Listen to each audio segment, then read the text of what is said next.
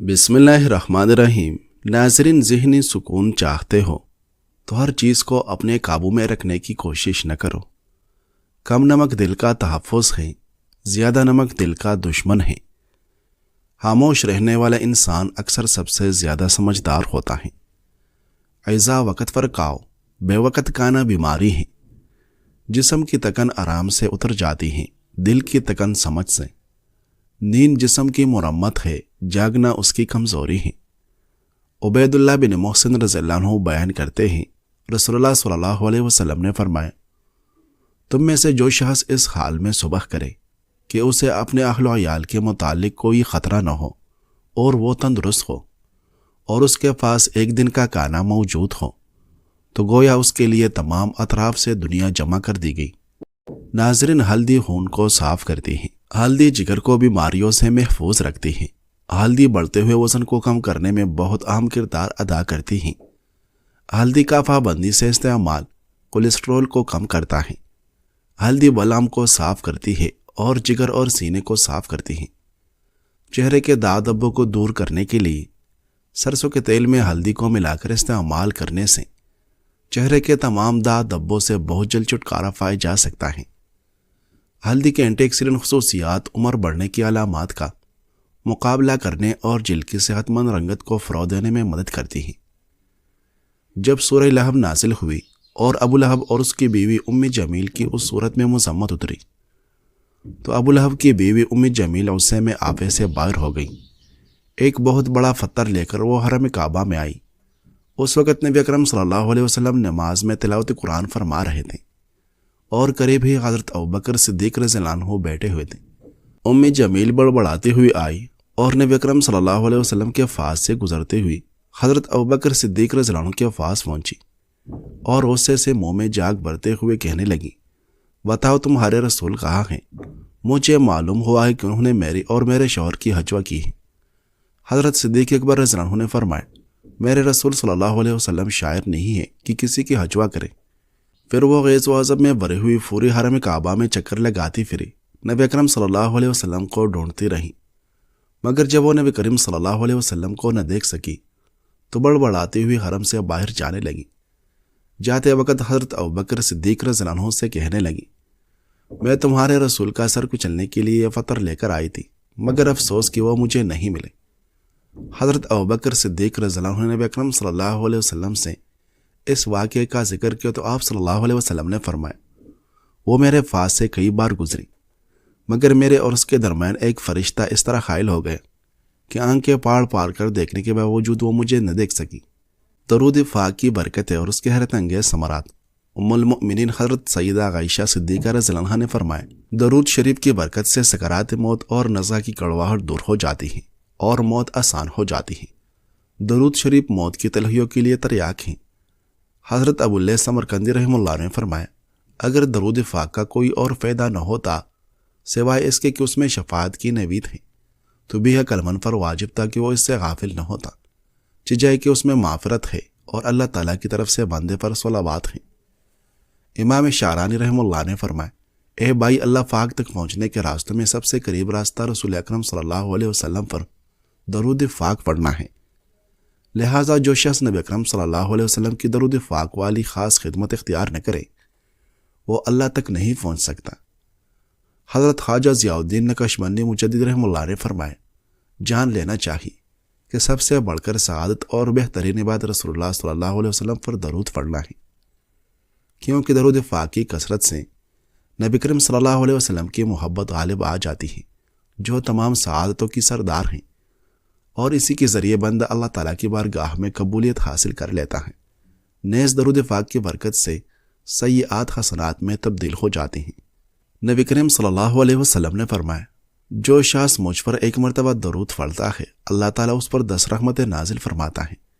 حضرت شاہ ولی اللہ دہلوی رحمہ اللہ نے فرمایا، درود پاک کے فضائل میں سے یہ بھی ہے کہ اسے پڑھنے والا دنیا کی رسوائی سے محفوظ رہتا ہے اور اس کی آبرو میں کمی نہیں آتی۔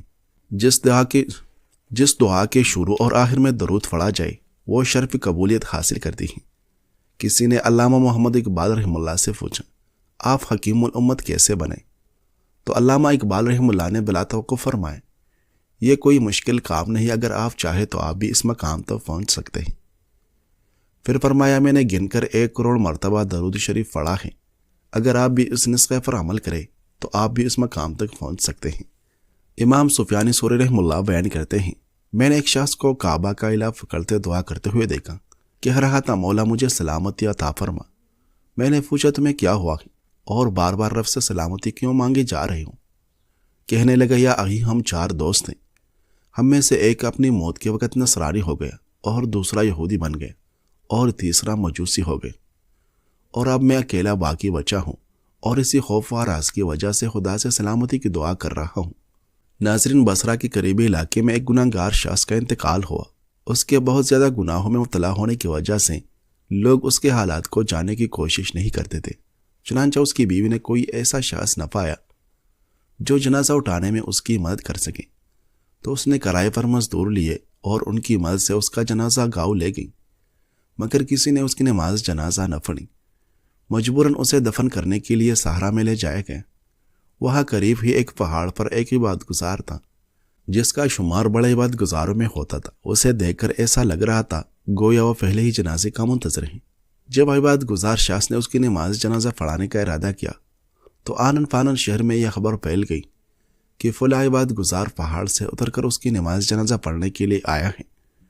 چنانچہ شہر کے لوگ باغے باغے آئے اور اس کی ابتدا میں نماز جنازہ ادا کی۔ عبادت گزار کی نماز جنازہ پڑھانے پر لوگ حیران ہو گئے اور اس کا اظہار اس سے کیا، تو اس نے کہا مجھ سے خواب میں کہا گیا کہ فلاں جگہ جاؤ، وہاں تمہیں ایک جنازہ نظر آئے گا جس کے ساتھ ایک عورت کے سوا اور کوئی نہ ہوگا، اس کی نماز جنازہ پڑھو۔ لوگوں کی حیرت میں اور بھی اضافہ ہو گیا۔ عبادت گزار نے اس کی بیوی کو بلوایا اور اس کے حالات معلوم کی۔ بیوی نے کہا یہ ایسا ہی تھا جیسا کہ لوگوں میں مشہور ہیں، اور دن کا اکثر حصہ شراب خانے میں شراب نوشی میں مشغول رہتا تھا۔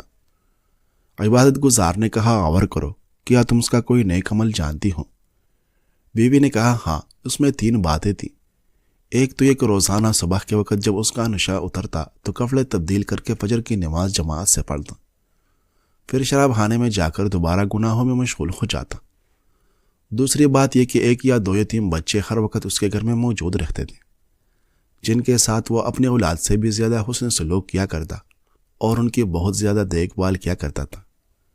تیسری یہ کہ دوران نشہ رات کی تاریکی میں جب اس کی حالت کچھ سنبھلتی تو روتا ہوا کہتا، اے اللہ عز و جل، تو اس بدباطن سے دوزخ کا کون سا گوشہ بھرنا چاہتا ہے؟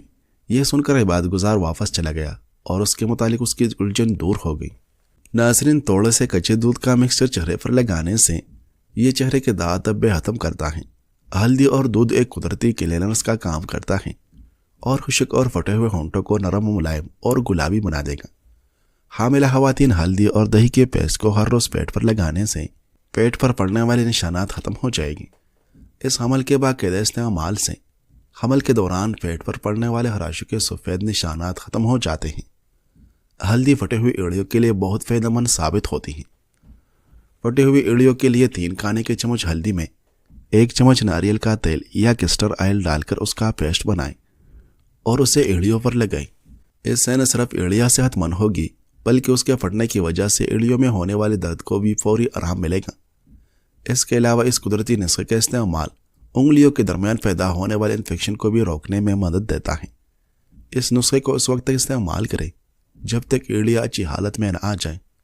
ہلدی آنکھوں کی بینائی کے لیے بہترین کام کرتی ہیں۔ ہلدی جسم کے زہریلی کیمیکل کو جسم سے پاک کرتی ہیں۔ گرم دودھ اور ہلدی کا استعمال نزلہ زکام کو بہت جلد ٹھیک کرنے میں بے حد فائدہ مند ثابت ہوا ہے۔ ہلدی کا استعمال دل کی مضبوطی کے لیے برسوں سے آزمایا ہوا نسخہ ہے۔ یہ بلڈ پریشر کو کنٹرول کرتا ہے۔ ہلدی کے صرف 3 ماہ استعمال سے دل کی تنگ شریانیں کھل جاتی ہیں اور دل کا مریض اپنی صحت میں بہتری محسوس کرتا ہے۔ ہلدی 100 سال تک جسم میں پیدا ہونے والی کمزوری، جسم میں درد، کمر درد، خون کی کمی، مردانہ کمزوری نہیں ہونے دے گا۔ ہلدی مانع سوزش، خون صاف کرنے والی، جلد کی حالت میں بہتری لاتی ہیں، کانسی میں مفید ہیں، الزائمر کی بیماریوں سے بچاتی ہے، کولیسٹرول کو گھٹاتی ہیں۔ پہلے وقتوں میں لوگ اپنے زخموں کو ٹھیک کرنے کے لیے ہلدی کو ایک مرہم کے طور پر استعمال کرتے تھے۔ ہلدی کا استعمال چھوٹے بڑے ہر انسان کے لیے بہترین ہے۔ ہلدی نہ صرف معدے کے امراض کے لیے بہت مفید ہے بلکہ ہلدی جگر کے مریضوں کے علاج میں بھی ایک بہترین اینٹی آکسیڈنٹ کی طرح خون کو صاف کرتا ہے۔ جسم کے اندر یا جسم کے باہر کوئی زخم ہو تو ہلدی اس زخم کو ٹھیک ہونے میں اہم کردار ادا کرتی ہے، کیونکہ ہلدی ایک اینٹی بیکٹیریل ہے۔ جلد کی جھریوں کے لیے ہلدی کو ایک ایسے ایجنٹ کے طور پر استعمال کیا جاتا ہے جو عورتوں میں ہونے والے تمام مسائل کا حل دیتی ہیں۔ اضافی بال چہرے کو بدنما بناتے ہیں۔ یہ اضافی بال اکثر پیشانی، آنکھوں کے ارد گرد، ہونٹوں کے اوپر والے حصے، ٹوڑی اور چہرے کے اطراف میں موجود ہوتے ہیں۔ چہرے پر غیر ضروری بالوں کا اگنا فطری خوبصورتی کو مان کرتا ہے، جس سے چھٹکارا پانے کے لیے خواتین بلیچ، تھریڈنگ، کریم، لوشن اور کیمیائی مصنوعات کا سہارا لیتی ہیں جو صرف عارضی نتائج مرتب کرتے ہیں۔ ان کیمیکل کے بجائے استعمال سے جلد جل جاتی ہیں اور جلد کے مسائل ٹھیک ہونے کے بجائے مزید خراب ہونا شروع ہو جاتے ہیں۔ ہلدی کے استعمال سے جلد کے یہ مسائل پیدا نہیں ہوتے، بلکہ ہلدی ایک ایسا قدرتی پروڈکٹ کی طرف مدد کرتا ہے جس سے عورتوں کی جلد کے متعلق سب مسائل حل کرنے میں بہترین ایجنٹ ہے۔ ایک مرتبہ محض شرارت کے طور پر ایک شریر یہودی رسول اکرم صلی اللہ علیہ وسلم کی خدمت میں کھجور کی ایک گٹلی پیش کرتا ہے اور شرط رکھتا ہے، اگر آپ صلی اللہ علیہ وسلم آج اس گٹلی کو مٹی میں اور پانی میں دبا دیں اور کل یہ ایک ہی دن میں تنا اور کھجور کا درخت بن جائے جس میں کھجوریں بھی لگی ہوں، تو میں آپ کی تعلیمات پر ایمان لے آؤں گا۔ رسول اکرم صلی اللہ علیہ وسلم نے اس کی شرط قبول فرما لی۔ آپ صلی اللہ علیہ وسلم نے ایک مقام پر جا کر گٹلی زمین میں دبائی، پانی ڈالا اور اللہ سبحانہ و تعالیٰ سے دعا فرمائی، پھر وہاں سے واپس تشریف لے آئے۔ وہ یہودی دنیاوی اصولوں پر کامل یقین رکھتا تھا۔ اسے پورا یقین تھا کہ ایک دن میں درخت اگانا ناممکن ہے، مگر نبی کریم صلی اللہ علیہ وسلم کے اعتماد اور روحانیت نے اس کے دل میں ایک خدشہ ضرور پیدا کر دیا۔ اسی وسوسے کو ختم کرنے کے لیے وہ شام کے وقت چپکے سے اس جگہ پہنچا اور وہ گٹلی زمین سے نکال کر خوشی خوشی واپس چلے گئے، یہ سمجھتے ہوئے کہ اب درخت اگنے کا سوال ہی پیدا نہیں ہوتا۔ لیکن وہ یہ نہیں جانتا تھا کہ جب معاملہ اللہ کا ہو تو دنیاوی اسباب بے معنی ہو جاتے ہیں۔ اگلے دن جب رسول اکرم صلی اللہ علیہ وسلم اور وہ یہودی مقررہ مقام پر پہنچے تو وہ حیران رہ گئے۔ وہاں ایک تناور کھجور کا درخت کھڑا تھا جو خوشبو سے بھرا ہوا تھا۔ جب اس نے کھجور کھائی تو اس میں گٹلی موجود نہ تھی۔ بے اختیار اس کے منہ سے نکلا، اس کی گٹلی کہاں ہے؟ روایت میں آتا ہے کہ رسول اللہ صلی اللہ علیہ وسلم نے فرمائے، گٹلی تو تم کل شام ہی نکال لے گئے تھے، اس لیے کھجور میں گٹلی نہیں ہے، لیکن تمہاری شرط کے مطابق کھجور کا درخت اور پھل موجود ہیں۔ یہ عظیم معجزہ دیکھ کر وہ یہودی اللہ کے اذن سے مسلمان ہو گئے۔ کہا جاتا ہے کہ اس واقعے کے بعد آج تک مدینہ منورہ میں بغیر گٹلی والی کھجور پائی جاتی ہیں جو بازاروں میں فروخت بھی ہوتی ہیں۔ اس کھجور کا اصل نام سکل ہے، جسے سال بھی کہا جاتا ہے، اور عام زبان میں اسے بے دانہ کھجور کہا جاتا ہے۔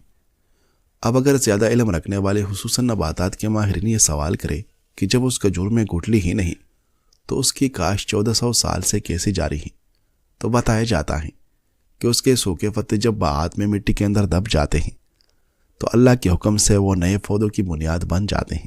ناظرین، ہلدی کی چائے گلے کے لیے بہت بہترین چیز ہے جو نہ صرف گلے کو صاف ستھرا رکھتی ہیں بلکہ جب کبھی زکام بخار ہوتا ہے تو گلے کو جلد ٹھیک ہونے میں مدد کرتی ہیں۔ ہلدی کی چائے بنانے کے اجزاء مندرجہ ذیل ہیں۔ 1 کپ پانی، آدھا چمچ ہلدی، اپنی پسند کا میٹھا۔ چائے بنانے کا طریقہ: 1 کپ چائے کے پانی کو اچھی طرح سے ابالیں۔ جب پانی اچھی طرح اسے ابل جائے اس میں آدھا چمچ ہلدی کا ملائیں۔ آپ 10 منٹ تک اسے ابلنے دیں، پھر اس چائے کو پینے سے پہلے چھان لیں اور آخر میں شہد یا چینی ڈال کر ہلدی کے چائے کا مزہ لیں، اور مستقبل میں ہونے والے چھوٹی موٹی بیماریوں سے خود کو اور اپنے عزیزوں اور پیاروں کو محفوظ رکھیں۔